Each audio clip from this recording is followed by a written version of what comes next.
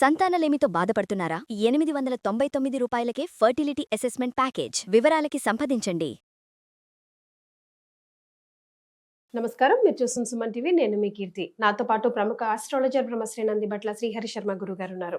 నమస్తే గురుగారు. వాగర్థావివ సంపృక్తౌ వాగర్థ ప్రతిపత్తయే జగతః పితరౌ వందే పార్వతీ పరమేశ్వరౌ. ఆదిత్యాయ చ సోమాయ మంగళాయ బుధాయ చ గురు శుక్ర శనిభ్యశ్చ రాహవే కేతవే నమః. శృంగేరి జగద్గురు పీఠాధిపతులకి, కంచి పీఠాధిపతులకి నమస్కారములు తెలియజేసుకుంటూ కార్యక్రమాన్ని ప్రారంభిద్దాం. గురుగారు, సంక్రాంతి తర్వాత ద్వాదశ రాశుల్లో భాగంగా కొన్ని రాశుల వారికి అదృష్టం పట్టనుంది, కొన్ని రాశుల వారికి అంత బాగా లేదు అని అంటున్నారు. మరి బాగున్న రాశులు ఏంటి, వాళ్ళకి కలిసి వచ్చే కాలం ఎంతలా ఉంది, అలాగే బాలేని రాశుల వాళ్ళ పరిస్థితి ఏంటి, వాళ్ళు ఎలాంటి రెమెడీస్ పాటించాలి, ఈ వీడియోలో డిస్కస్ చేద్దాం గురుగారు. తప్పకుండానమ్మా. ఎందుకంటే సంక్రాంతి సందర్భంగా ఉన్నటువంటి గ్రహస్థితిని అనుసరించి ఈ సంక్రాంతి తర్వాత ఉగాది లోపు కొన్ని రాశుల వారికి సంబంధించి అదృష్ట యోగం పట్టబోతుంది. అంటే గ్రహాల యొక్క అనుగ్రహం వల్ల ఈ సంక్రాంతి తదనంతరం వాళ్ళు అనుకున్నటువంటి పనులు నెరవేర్చుకోగలిగే శక్తి గ్రహాలు మనకిస్తున్నాయి. కొన్ని రాశుల్లో జన్మించినటువంటి వారికి కాస్త అధమ ఫలం అని చెప్పవచ్చు. అది కొన్ని లిమిటెడ్ మాత్రమే. కానీ ప్రత్యేకించి ఎక్కువ రాశుల వారికి మధ్యస్థమైనటువంటి ఫలితాలు అనేటువంటివి ఉండబోతున్నాయి. ముఖ్యంగా ఈ యొక్క సంక్రాంతి సందర్భంగా ఉన్నటువంటి గ్రహస్థితి కనుక చూసుకున్నట్లయితే ప్రధానంగా మిథున రాశిలో గురువు, అలాగే సింహరాశిలో కేతువు, వృశ్చిక రాశిలో చంద్రుడు, మరియు ధనుస్సు రాశిలో కుజుడు బుధుడు, మకరంలో రవి శుక్రుడు, కుంభంలో రాహువు, మీనంలో శని. ఈ గ్రహాలు సంచరిస్తున్నటువంటి కారణం చేత మొట్టమొదటిగా మనం చెప్పుకున్నట్లయితే బాగా యోగము పట్టబోతున్నటువంటి రాశులు గ్రహాల యొక్క స్థితిగతులు అనుసరించి మేషరాశి, సింహరాశి, తులారాశి, మీనరాశి. ఈ రాశుల్లో జన్మించినటువంటి వారికి గ్రహస్థితులు అనుకూలంగా ఉంటున్నాయి. ఇది ప్రధానంగా చెప్పవచ్చు. దీని ద్వారా ఈ చెప్పబడినటువంటి మేష, సింహ, తుల, మీన రాశిలో జన్మించినటువంటి వారికి ఉద్యోగ సంబంధమైనటువంటి విషయాల్లో అభివృద్ధి ఉంటుంది. అలాగే చేపట్టినటువంటి వృత్తి వ్యాపారాల్లో అభివృద్ధి ఉంటుంది. ఇక చతుర్థ గురుడు ఈ మేషరాశి వారికి, అంటే ఈ మేషరాశి వారికి సంబంధించి చూసుకున్నట్లయితే గురు సంచారం అనుకూలంగా ఉంది. మేష, సింహ, తుల, మీన ఈ రాశుల్లో జన్మించినటువంటి వారికి అన్ని విధాలుగా గ్రహాలు అనుకూలంగా ఉన్నాయి. కాబట్టి వాళ్ళ యొక్క సంకల్పం దేవతానుగ్రహం వల్ల అతి త్వరగా నెరవేరుతుంది. ఇక మధ్యస్థంగా ఉండేటువంటి రాశులు అంటే మిశ్రమమైనటువంటి ఫలితాలు, అంత బెటర్ కాదు, అంత సూపర్ కాదు, అంత నార్మల్ బ్యాడ్ కాదు. అయితే ఈ యొక్క మధ్యస్థమైనటువంటి ఫలితాలు ఇచ్చేటువంటి రాశులు ఉన్నాయి కదమ్మా, వీళ్ళు చేసే ప్రయత్నం చేయాలి. కానీ కొంత దేవతానుగ్రహము, మానవ ప్రయత్నం, ఎఫర్ట్ ఎక్కువగా పెట్టాలి. తద్వారా ఏమవుతుంది, వాళ్ళు అనుకున్నటువంటి విజయాన్ని పొందగలిగే అవకాశం ఉంటుంది. ఏ ఏ రాశుల వారికి మధ్యస్థమైనటువంటి ఫలితాలు ఉన్నాయి ఈ యొక్క సంక్రాంతి పండుగ రీత్యా ఉగాది వరకు అని లెక్క వేసుకుంటే వృషభ రాశి, కర్కాటక రాశి, కన్యా రాశి, వృశ్చిక రాశి, కుంభరాశి. ఈ రాశుల్లో జన్మించినటువంటి వారికి మధ్యస్థమైనటువంటి ఫలితాలు. అంటే వాళ్ళు ఏది సంకల్పం చేసుకున్నా ఈ చెప్పినటువంటి వృషభ, కర్కాటక, కన్య, వృశ్చిక, కుంభరాశుల్లో జన్మించినటువంటి వారు వాళ్ళు అనుకున్న దానికంటే కాస్త ఎక్కువగా ప్రయత్నం చేయాలి. దేవతానుగ్రహాన్ని కూడా ఎక్కువగానే పొందే ప్రయత్నం చేసుకోవాలి. ఎఫర్ట్స్ లో లోపం ఉండకూడదు అంటారు. ఎక్కువ ఎఫర్ట్స్ పెట్టాలి. అయితే ఇక్కడ అధమ స్థాయి, కాస్త బిలో యావరేజ్ ఉండేటువంటి ఫలితాలు ఇచ్చేటువంటి రాశులు ఉన్నాయి. ఏంటయ్యానంటే మిథున రాశి, ధనుస్సు రాశి, మకర రాశి. ఈ రాశులలో జన్మించినటువంటి వారికి కాస్త దేవతాగ్రహాల యొక్క అనుగ్రహం తక్కువగా ఉండడం. కాబట్టి ఈ కారణం చేత వాళ్ళు ఒక ఎగ్జాంపుల్ చెప్తున్నానమ్మా, విద్యార్థులు ఒక 100 మార్కులు సంపాదించాలి అంటే 150% వరకు కష్టపడితే కానీ ఒక 70-80 మార్కులు వస్తాయి. 100కి 100 రావు. ఇక్కడ అదే కష్టపడ్డా 100కి 150% మార్కులు కష్టపడాలి. ఆ కష్టానికి తగ్గ ఫలితం ఉండదు, కానీ 150% కష్టపడితే సగం ఖచ్చితంగా వస్తుంది. ఇదే మధ్యస్థంగా యావరేజ్ గా ఉన్నటువంటివి 150% కష్టపడితే 100 మార్కులు వచ్చే అవకాశం. ఇక్కడ మంచిగా చెప్పబడినటువంటి రాశులు 100 మార్కులకు ప్రయత్నం చేస్తే 100 మార్కులు వచ్చే అవకాశం ఉంది. అంటే గ్రహాలు అనుకున్నది. అంటే ఇక్కడ మీరు గమనించుకుంటే టోటల్గా ఎఫర్ట్ అన్ని రాష్ట్రాల వాళ్ళు 100% పెట్టాల్సిందే. కానీ ఇక్కడ పర్సంటేజ్ లెవెల్స్ అట్లా అలా వాళ్ళు చేస్తున్న వృత్తి వ్యాపారాలు అదృష్టం కూడా కలిసి రావాలి కదా గురువు గారు. ఇష్టమేనమ్మా. అందుకనే మేష సింహత్తుల మీన రాశిలో జన్మించినటువంటి వారికి గ్రహాలు అనుకూలంగా ఉండడం వల్ల అదృష్టం కలిసి వస్తుంది. ఈ మధ్యస్థంగా ఉన్నటువంటి రాశులకి అదృష్టం దోబూచులు ఆడుతుంది. మరి ఈ చెప్పినటువంటి మిథున ధనుస్సు మకర రాశిలో జన్మించినటువంటి వారికి అదృష్టము చాలా తక్కువగా ఉంటుంది. అందుకనే ఎఫర్ట్స్ పెట్టాలి. కాబట్టి ఇక్కడ ఏం జరుగుతుంది, మంచిగా చెప్పబడినటువంటి రాశులు అంటే ఉద్యోగం చేసే వాళ్ళకి ప్రమోషన్స్ రావడం, వ్యాపారం చేసే వాళ్ళకి వ్యాపార విస్తరణ, వ్యాపార అభివృద్ధి రావడము, అలాగే రాని బాకీలు వసూలు అవ్వడం, ఇంట్లో శుభకార్యాలు జరగడం, కుటుంబ సభ్యులు ఆనందంగా ఉండడం, పాత మిత్రులు కలవడం, ఇలా ఏదైనా కానీ కొంత పాజిటివ్గా మనకు ఉగాది వరకు వాళ్ళకు ఉంటుంది.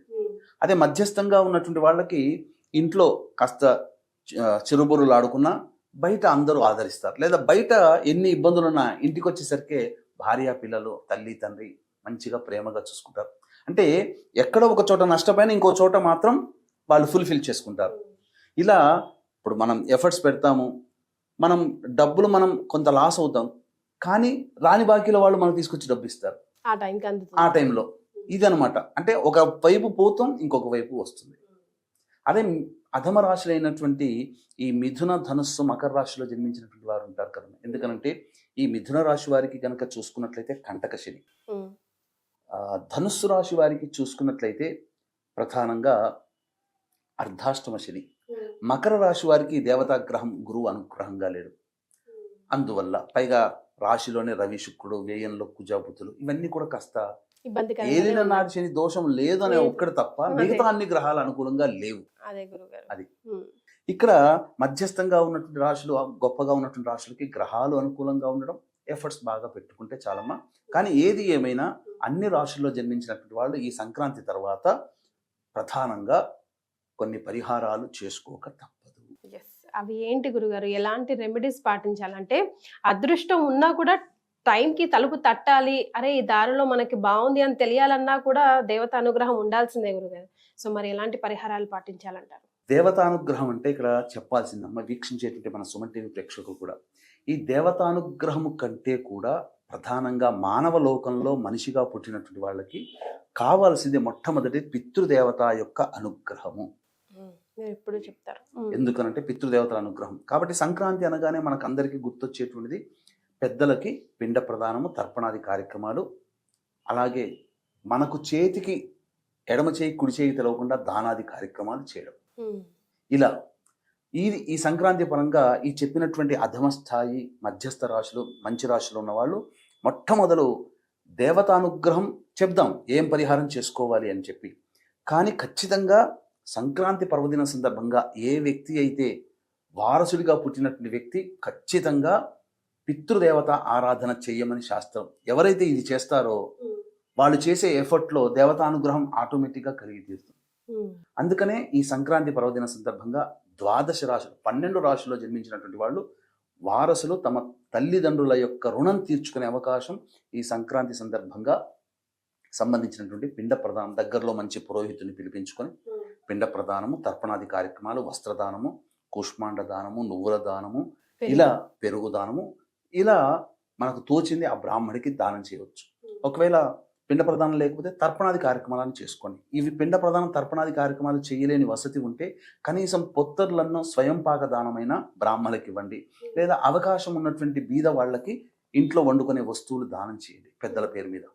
అసలు ఇవి ఏవి కాదండి, మాకు అంతగా అవకాశం లేదు అని అనుకుంటే, ఎలాగో కాశీ క్షేత్రంలో ఈ సంక్రాంతి సందర్భంగా జనవరి 15వ తారీఖు రోజున, పుష్య అమావాస్య సందర్భంగా జనవరి 18వ తారీఖు రోజున మరణించిన వారి యొక్క ఆత్మతృప్తి కోసం వారి తరపున బ్రాహ్మణుల్ని కర్తగా పెట్టి ఈ జనవరి 15 సంక్రాంతి, జనవరి 18 పుష్య అమావాస్య, ఈ 2 రోజుల్లో బ్రాహ్మణుని కర్తగా పెట్టి పిండ ప్రదానము, తర్పణాది కార్యక్రమాలు జరిపించడం జరుగుతుంది. అలాగే పుష్య అమావాస్య రోజున ఈ యొక్క సంబంధించినటువంటి సర్వదోష నివారణ పూజలు, హోమాలలో భాగంగా జనవరి 18 సాయంకాలం 7 గంటలకి ప్రత్యంగిర, బగలాముఖి, రాజశ్యామల, వారాహి, ధూమవతి, కాలభైరవ, శనీశ్వర, మృత్యుంజయ, సుదర్శన, లక్ష్మీ హోమాలు జరిపించి శక్తిపాతం చేసినటువంటి కరుంగలి మాలు ఇవ్వడం జరుగుతుంది. ఈ కార్యక్రమాల్లో వేటికి వాటిగానే విడిగా నమోదు చేసుకోవాలి. సర్వదోష నివారణ పూజలకైతే మాత్రం 18వ తారీఖు సాయంత్రం 6 గంటల లోపల నమోదు చేసుకోవచ్చు. రైట్ గురుగారు. ఇక అన్నిటికంటే ప్రధానంగా మానవుణ్ణి పట్టి పీడించేటువంటిది ప్రధానంగా పితృదోషములు, స్త్రీ శాపములు, గురు శాపములు, దైవ శాపములు, సర్పశాపములు. ఈ 5 శాపాల వల్ల కూడా మానవులు ఇబ్బంది పడతారు. కాబట్టి ఈ 5 శాపాల నివృత్తికి భీష్మ ఏకాదశి జనవరి 29వ తారీఖు రోజున ఈ పంచశాప నివృత్తి హోమాది కార్యక్రమాలు కూడా జరిపించడం జరుగుతుంది. ఇవి ఎందుకు చెప్తున్నానంటే ఈ 5 శాపాలు గనక తొలగిపోతే మానవుడు చేసే ప్రతి ప్రయత్నము విజయవంతం. ఇక 12 రాశుల్లో మంచి చెడు అనేది సంబంధం లేకుండా పితృదేవతలే అన్ని అనుగ్రహిస్తారు. కాబట్టి జనవరి 29వ తారీఖు రోజున జరిగే పంచశాపాల నివృత్తి హోమాలు కూడా నమోదు చేసుకోవచ్చు. ఇక అన్నిటికంటే ఇప్పుడు మనం చెప్పుకున్నాం దైవ అనుగ్రహం పొందే ప్రయత్నం. ఈ సంక్రాంతి రోజున సాక్షాత్తు పరమేశ్వరుడే చెప్పినటువంటి ఒక గొప్ప పరిహారం. గురుగారు. ఇప్పుడు మనకు చెప్పాడమ్మా, కృష్ణుల వారు తెలివిగా భీష్ముని చంపే శక్తి ఎవరికీ లేదు ఈ భూమి మీద. మరి ఎలా భీష్ముడు ఉన్నంత వరకు యుద్ధంలో గెలవలేం అంటే నువ్వే వెళ్ళి అడగవయ్యా యుధిష్ఠరా, నీకైతే చెప్తాడు ఆయన మరణం ఎవరిలో ఉందని. భీష్ముని దగ్గరికి వెళ్ళి మరణం గురించి ఎలా చనిపోతావు తాత అని అడగాల్సి వచ్చింది. ఆయన పలానా శిఖండి ఉంటే నేను చేయలేను అని చెప్పి అని అంటాడు. అంటే అటు వీరుడు కాదు, కన్య కాదు, ఆయన మధ్యస్థంగా ఉన్నవాడితో ఉంటే నేను యుద్ధం చేయలేను. ఆ శిఖండిని అడ్డు పెట్టి అర్జునుడు భీష్ముని నేల కూల్చడం జరిగింది. అలాగే పరమేశ్వరుడికే మనం అప్పజెప్పేస్తే ఆ పరమేశ్వరుడి దగ్గరుండి కార్యక్రమాన్ని మన యొక్క సంకల్పాన్ని నెరవేరుస్తాడు. సాక్షాత్తు పరమేశ్వరుడే చెప్పిన శివరహస్య గ్రంథంలో ఉన్నటువంటి పరిహారం ఇప్పుడు మన ప్రేక్షకులకి తెలియజేస్తున్నానమ్మా. Yes. ఈ సంక్రాంతి రోజున ప్రతి మానవుడు కూడా దేవతానుగ్రహం కావాలి. సృష్టి స్థితి లయకారకాలలో లయకారకుడు పరమేశ్వరుడు. శివాజ్ఞ లేనిదే చీమైన కుట్టదు. ఈ కార్యక్రమం మనం చేయాలన్నా, ఈ కార్యక్రమం మీరు చూడాలన్నా ఆ శివుని యొక్క అనుగ్రహం. కాబట్టి ఈ రోజున శుద్ధమైనటువంటి ఆవు నేతితో ఈశ్వరుడికి అభిషేకము జరిపించి మనం ఆసనంగా ధావళి ఆసనాలు దొరుకుతాయి బయట. ఆ ధావళికి చక్కగా శుద్ధమైన ఆవునేతి అద్ది లేదా ఆవునేతిలో ముంచి పరమేశ్వరుడికి అభిషేకం ఆవునేతితో చేస్తాం కదా, అర్చన చేసిన తరువాత అప్పుడు పరమేశ్వరుడికి ఆచ్ఛాదనగా మనం మెళ్ళలో ఎలా అయితే షాల్ వేసుకుంటామో అలా పరమేశ్వరుడికి ఆచ్ఛాదనగా కప్పిరండి. సాక్షాత్తు పరమేశ్వరుడు చెప్పిన మాట, ఆయన ఇచ్చిన మాట జరగక మానదు, ఖచ్చితంగా జరుగుతుంది. జరగకుండా ఉండదు అనే సమస్య లేదమ్మా, ఖచ్చితంగా జరిగి చాలా చిన్న రెమెడీ చిన్న రెమెడీ అందరూ ఆవునైతే ముంచలేకపోయినా అట్లీస్ట్ మొత్తం రాసినా కూడా సరిపోతుంది. కానీ ఆవునేతితో అభిషేకం చేసి ఈ పరిహారం చేయాలి. ముందు అభిషేకం శుద్ధమైన ఆవునేతి వాడాలి. బయట దొరికే 150-200 ఆవుని కొనుక్కోకూడదు. మరి అది చాలా చాలా ఇంపార్టెంట్. సో సంక్రాంతి తర్వాత ద్వాదశ రాశుల వారిలో ఎవరెవరికి అదృష్టం బాగా కలిసి వస్తుంది, ఎవరికి మధ్యంగా ఉంది, ఎవరికి అస్సలు బాగాలేదు, వాటికి సంబంధించిన రెమెడీస్ కూడా, పరిహారాలు కూడా గురుగారు ఆధ్వర్యంలో చేసుకునే పరిహారాలు కూడా తెలియజేశారు. ఈ వీడియో సేవ్ చేసుకోండి, 10 మందికి షేర్ చేయండి, ఉపయోగపడుతుంది. ధన్యవాదాలు గురుగారు. సర్వం శ్రీ ఉమామహేశ్వర పరబ్రహ్మార్పణమస్తు.